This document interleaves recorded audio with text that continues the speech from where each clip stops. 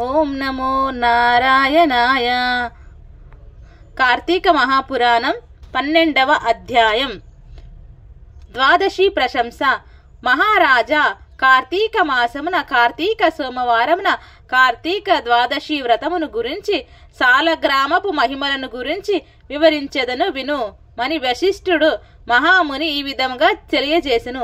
కార్తీక సోమవారం నాడు ఉదయముననే లేచి కాలకృత్యములు తీర్చుకొని నదికి వెళ్లి స్నానము చేసి ఆచమనం చేయవలెను.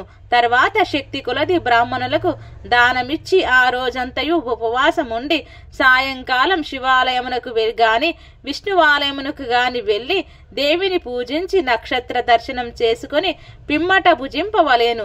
ఈ విధముగా చేసిన వారికి సకల సంపదలు కలుగుటయే కాక మోక్షం కూడా పొందుదురు.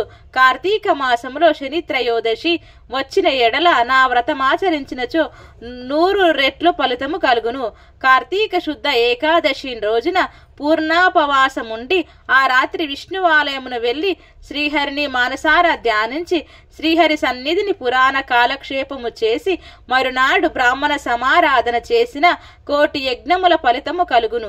ఈ విధముగా చేసిన వారలకు సూర్యగ్రహణ సమయమున గంగా నదిలో స్నానము చేసి 1,000,000 బ్రాహ్మణులకు భోజనం దానం చేసిన ఎంత పుణ్యం కలుగునో దానికంటే నదికముగా ఫలము కలుగును.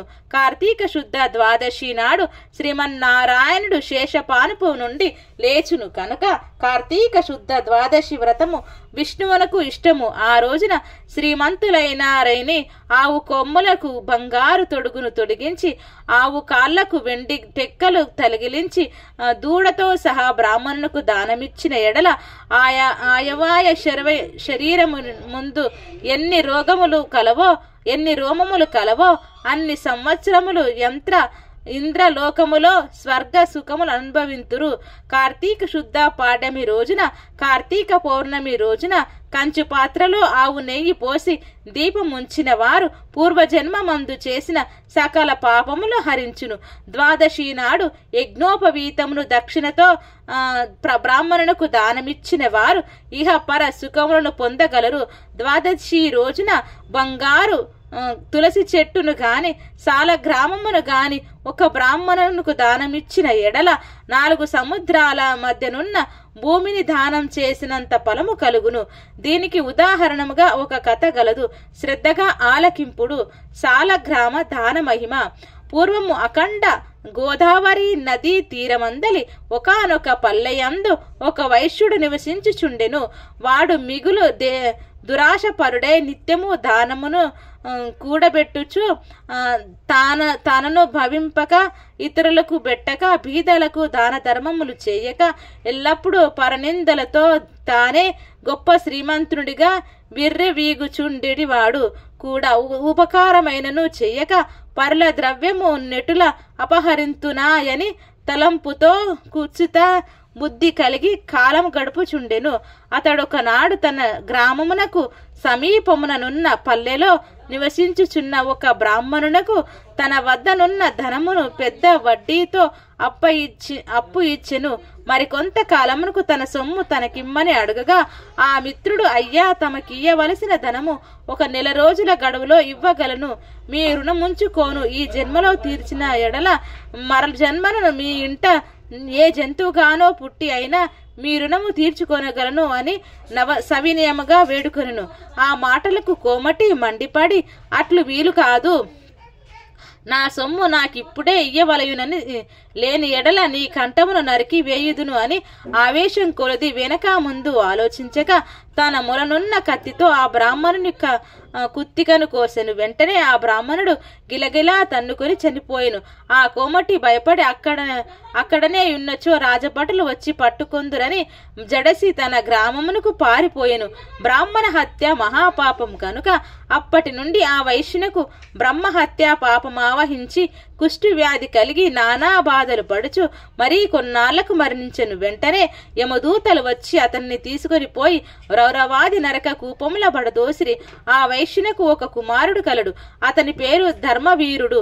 ఆ పేరునకు తగినట్లుగానే తండ్రి సంపాదించిన ధనమును దాన ధర్మములు చేయుచు పుణ్యకార్యములు ఆచరించుచు నీడ కొరకై చెట్లు నాటించుచు నూతులు చెరువులు త్రవ్వించుచు సకల జనులు సంతోషపరచు మంచి కీర్తిని సంపాదించెను. ఇటులుండగా కొంతకాలమునకు త్రికాల సంచారియగు నారదుల వారు యమలోకము దర్శించి భూలోకమునకు వచ్చి త్రోవలో ధర్మవీరుని ఇంటికి వెంచేసి ధర్మవీరుడు నారదుల వారికి సాష్టాంగ దండ ప్రణామములు ఆచరించి దేవునికి భావించి ఆర్షపార్షాది విధుల చేత సత్కరించి చేతులు జోడించి, మహానుభావ, నా పుణ్యం కొలది నేడు తమ దర్శనం లభించినది. నేను ధన్యుడను. నా జన్మ తరించినది. నా ఇల్లు పావనమైనది. శక్తి కొలది నే జేయు సత్కారములు స్వీకరించి తమరు వచ్చిన కార్యమును విశదీకరింపుడు అని సవినయుడై వేడుకొనెను. అంత నారదుడు చిరునవ్వు నవ్వి, ఓ ధర్మవీరా, నేను నీకొక హితవు చెప్పెదలచి వచ్చి తిని. శ్రీ మహావిష్ణువునకు కార్తీక మాసంలో శుద్ధ ద్వాదశి మహాప్రీతికరమైన దినము. ఆ రోజున స్నాన దాన జపాదులు ఏమీ చేసినను అత్యంత ఫలం కలుగును. 4 జాతుల్లో నే జాతి వారైనను స్త్రీ అయినా పురుషుడైనా జారుడైనా చోరుడైనా పతివ్రతుడైనా ప్రభిచారుడి అయిన కార్తీక శుద్ధ ద్వాదశి రోజున సూర్యుడు తులరాశి అందుండగా నిష్టగా ఉపవాసం ఉండి సాలగ్రామము దానం చేసిన ఎడల వెనుకటి జన్మలందు ఈ జన్మమందు చేసిన పాపములు పోవును. నీ తండ్రి యమలోకములో మహానారకం అనుభవించుచున్నాడు. అతన్ని ఉద్ధరించుడని నీవు సాలగ్రామము దానము చేయక తప్పదు. అట్లు చేసి నీ తండ్రి రుణము తీర్చుకొనుము అని చెప్పిను. అంతటా ధర్మవీరుడు, నారదా మునివర్య, మేడల వెనుకటి జనుల మందు ఈ జన్మమందు చేసిన పాపములు పోవును. నీ తండ్రి యమలోకంలో మహానరక అనుభవించుచున్నాడు అని నీని ఉద్ధరించుచుటకై నీవు సాలగ్రామం చెయ్యక తప్పదు. అట్లు చేసి నీ తండ్రి రుణము తీర్చుకొనుము అని చెప్పెను. అంతటా ధర్మవీరుడు, నారద మునివర్య, నేను గోదానము, భూదానము, హిరణ్యదానము మొదలగు మహాదానములు చేసి ఉంటిని. అటువంటి దానములు చేయగా నా తండ్రికి మోక్షం కలగనప్పుడు సాలగ్రామం అనే జాతికి దానము చేసినంత మాత్రమున ఆయన ఎట్లు ఉద్ధరింపబడునని సంశయము కలుగుచున్నది. దీని వలన ఆకలి గొన్న వానికి ఆకలి తీరునా, దాహం గొన్న వానికి దాహం తీరునా కాక ఎందులకి దానం చెయ్యవలయును. నేనీ సాలగ్రామ దానం మాత్రము చెయ్యచాలనని నిష్కర్షంగా పలికెను. ధర్మవీరుని అవివేకమునకు విచారించి, వైశ్యుడా, సాలగ్రామమును శిలామాత్రముగా ఆలోచించితివి. అది శిల కాదు, శ్రీహరి యొక్క రూపము.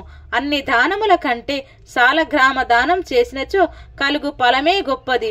నీ తండ్రిని నరకబాధ నుండి విముక్తిని గావింప నెంచితివిని ఈ దానము తప్ప మరి ఒక మార్గం లేదు అని చెప్పి నారదుడు వెళ్లిపోయారు. ధర్మవీరుడు ధన బలము కలవాడై ఉండియు దాన సామర్థ్యము కలిగి ఉండియు కూడా సాలగ్రామ దానం చెయ్యలేదు. కొంతకాలమునకు అతడు చనిపోయెను. నారదుడు చెప్పిన మహిత బోధను పెడచెవిన పెట్టిన చేత మరణానంతరమేడు జన్మలయందు పులియై పుట్టి మరు 3 జన్మలయందు వానరమై పుట్టి 5 జన్మలు ఎద్దుగా పుట్టి 10 జన్మలు మానవ స్త్రీగా పుట్టి 10 జన్మల పందిగా జన్మించి ఉండెను. ఇట్లు జరిగిన తర్వాత 11వ జన్మలో ఒక పేద బ్రాహ్మణు ఇంట స్త్రీగా పుట్టగా ఆమెకు యవ్వన కాలం రాగా ఆ పేద బ్రాహ్మణుడు ఒక విద్వాంసునికిచ్చి పెళ్లి చేసెను. పెళ్లి అయిన కొంతకాలమునకు ఆమె భర్త చనిపోయెను. చిన్నతనమందే ఆమెకు అష్ట కష్టములు అనుభవించినందులకు తల్లిదండ్రులు బంధుమిత్రులు చాలా దుఃఖించిరి. తండ్రి ఆమెకు ఈ విపత్తు ఎందువలన కలిగాయని దివ్య దృష్టితో గ్రహించి వెంటనే ఆమె చేత సాలగ్రామ దానము చేయించి, నాకు బాల వైధవ్యమునకు కారణమైన పూర్వజన్మ పాపం నశించుగాక అని చెప్పించి సాలగ్రామ దాన ఫలమును పోయచెను. ఆ రోజు కార్తీక సోమవారం అగుట వలన ఆ సాలగ్రామ దానములతో ఆమె భర్త జీవించెను. పిదప ఆ నూతన దంపతులు చిరకాలమునకు సకల సౌఖ్యములతో జన్మాంతరమున స్వర్గమున కేగిరి. మరికొంత కాలమునకు ఆ బ్రాహ్మణ పుత్రిక మరొక బ్రాహ్మణుని ఇంట కుమారుడిగా పుట్టే నిత్యము సాలగ్రామ దానం చేయుచు ముక్తి నొందెను. కావున ఓ ఓ జనక, కార్తీక శుద్ధ ద్వాదశి రోజున సాలగ్రామ దానం చేసిన దాన ఫలము ఇంతెంత కాదు, ఎంతో ఘనమైనది. కావున నీవును ఆ సాలగ్రామ దానము చేయుము. ఇట్లు స్కంద పురాణంతర్గత వశిష్ఠ ప్రోక్త కార్తీక మహత్యమందలి ద్వాదశాధ్యాయం సంపూర్ణం. ఓం శాంతి శాంతి శాంతి.